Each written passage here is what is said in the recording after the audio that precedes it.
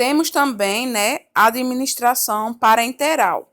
Quando a gente fala, gente, administração parenteral, numa linguagem mais simples, será aquela administração, né, injetável, que são o quê? As injeções. Mas, assim, no conceito, né, seria, esse termo parenteral, ele significa o quê? Administrar, né, por qualquer via que não seja o quê? A enteral, que foi aquela que a gente falou no vídeo anterior. Aí, nesse tipo de administração, o início da ação é o quê? Geralmente mais rápido e de menor duração. Aí, a dose quase sempre é menor e o custo do tratamento em geral é maior, porque vai depender do quê? De material, de uma técnica, né? De um profissional treinado para isso. Então, assim, o gasto aqui geralmente é sim maior do que os outros tipos de administração de medicamentos. Antes da gente seguir adiante, a gente tem que entender quais são as partes, né, dos materiais que a gente vai utilizar. Então, aqui temos o quê? Uma seringa. Então, quais são as partes da seringa? A gente tem o bico da seringa, tem o corpo da seringa e tem também o êmbolo, certo?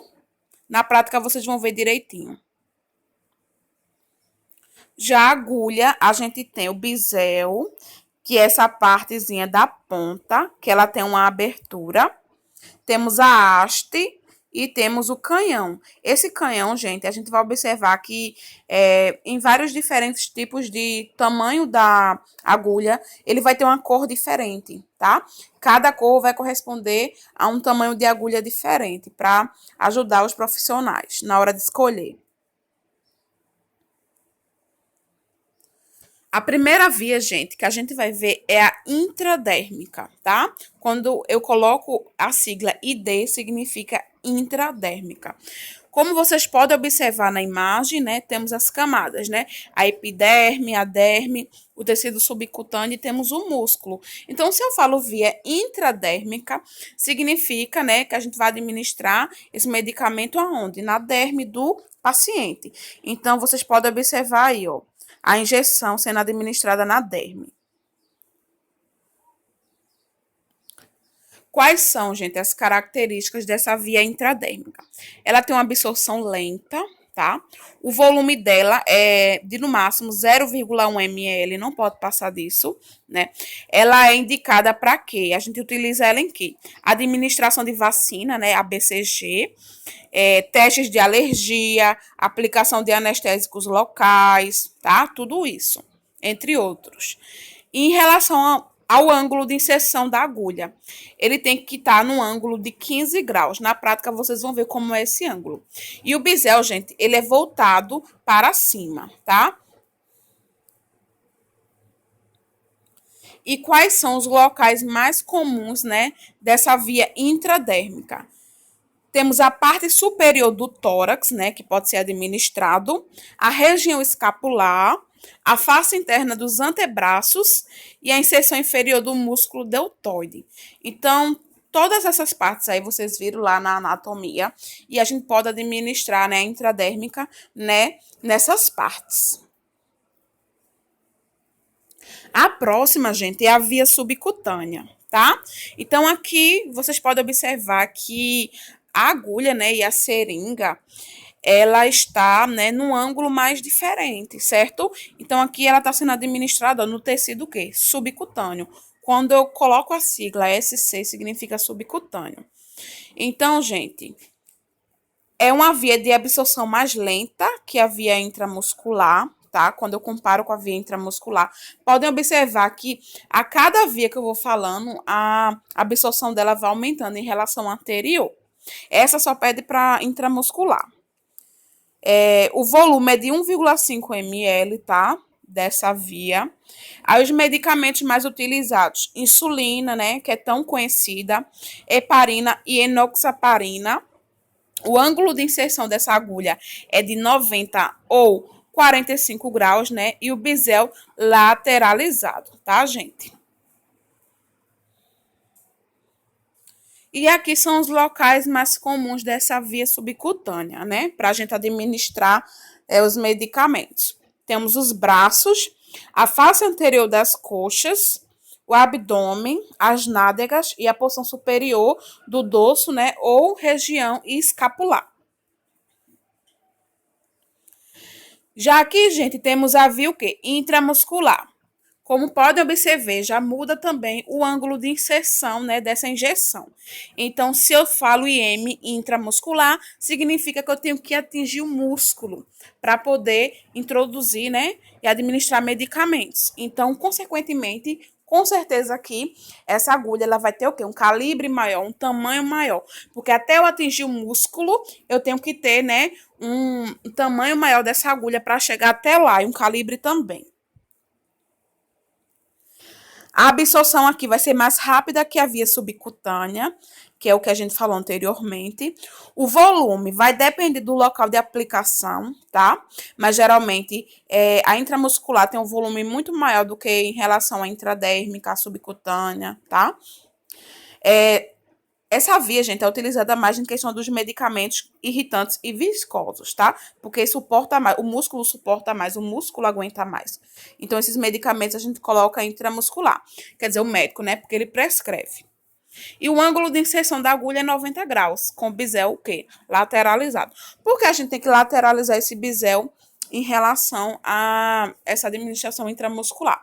Com o bisel lateralizado, a gente vai o quê? Evitar danos nos feixes das fibras musculares, gente. Se a gente colocar esse bisel voltado para cima ou voltado para baixo, a gente pode danificar, causar mais dor no paciente, mais irritação, tá? Vai lesionar esse músculo. Embora é uma pequena parte, mas vai ser dolorido e incômodo para ele. Por isso que tem que lateralizar para ser de acordo com as feixes, né, os feixes dos músculos do paciente. Aqui são os locais mais comuns, né, e os volumes utilizados. Então, a gente tem, né, a administração intramuscular no deltoide, o volume é de 2 a 3 ml no máximo. Temos o vasto lateral, 3 a 4 ml. Retofemoral, 5 ml. Ventroglúteo, 4 ml. E dorsoglúteo, 5 ml. Nessas imagens, a gente vê os exemplos, ó. Aqui temos, né, o deltoide, certo? Que vocês já sabem, já viram lá na anatomia, músculo deltoide. Temos o vasto lateral, né, da coxa, no caso. E aqui, ó, a gente tem, ó, a administração, ó, reto femoral, certo? Aqui também ele mostra o vasto lateral, o vasto medial e o vasto intermédio. Então, são esses músculos que a gente pode administrar. Além de ventroglúteo, tá? Nessa imagem à esquerda. E um dos mais comuns, né? O dorsoglúteo, né? Que é o tão popular chamado injeção na bunda. Aqui temos agora a via intravenosa, que a gente chama a sigla IV. Então, gente, essa via intravenosa é a introdução de fluidos, né? Diretamente aonde? Na corrente sanguínea. Então, não vai ter aquele processo de absorção, porque já vai cair na corrente sanguínea, tá? Como vocês viram lá na farmacologia. Então, são grandes volumes, né, que podem ser administrados nessa via. Essa é uma das vantagens dela. Via de ação, né, mais rápida, a ação que eu falo do medicamento, tá? O ângulo de inserção da agulha é de 15 a 30 graus, aproximadamente. Porque, gente, vai depender, né, de como está a veia do paciente. Se ela é mais superficial, se ela é mais profunda. Então, é em média de 15 a 30 graus. E o bisel é voltado para cima. Então, os locais mais comuns dessa via intravenosa, né? Face anterior do antebraço e o dorso da mão. Tem outros locais, né? Claro. Mas esses são os mais comuns e que nós da enfermagem fazemos, né? A punção e a administração de medicamentos. Aqui, gente, eu tô falando das vantagens e desvantagens, no geral, da via parenteral, que é a via o quê? Das injeções, dos injetáveis. Ó, todas essas vias em si, a intradérmica, a subcutânea, a intramuscular, a intravenosa, né? Tem rápida absorção, né? Efeito imediato em casos de emergência. Obtenção de resultados, o quê? Mais seguros. Porque ali eu tenho certeza que foi injetado aquele volume, tá? Não tem risco de perder para o meio. E as desvantagens, né? É dolorosa essa via, óbvio, se tem um corpo estranho, uma injeção penetrando a pele do paciente. Então, é doloroso sim, tem risco de infecção se não for utilizada a técnica correta de preparo e administração de medicamentos por essas vias e requer técnicas para aplicação. Ou seja, o profissional tem que ser treinado e capacitado para isso. E aqui temos os 9 certos, né, da administração das medicações. Temos, antes, né, tinha os 6 certos, agora entrou mais 3 e cada dia mais estão surgindo. Então, assim, gente, é bastante importante a gente seguir isso para evitar, né, erros nessa administração e nesse preparo desse medicamento. Então, quais são eles? O medicamento certo, né? A gente tem que observar sempre se o medicamento é certo, se o horário da administração dele está certo, se a dose que a gente vai injetar está certa, se o paciente é certo, né? Tem que verificar o nome dele, conferir tudo direitinho no prontuário, se a via de administração também é certa, né? E a documentação certa, no caso, o prontuário com todas as informações do paciente, principalmente a prescrição médica. Então, assim, a gente tem que dar uma orientação correta, né? A forma correta também em questão de preparo, de administração, tá? E a resposta certa também.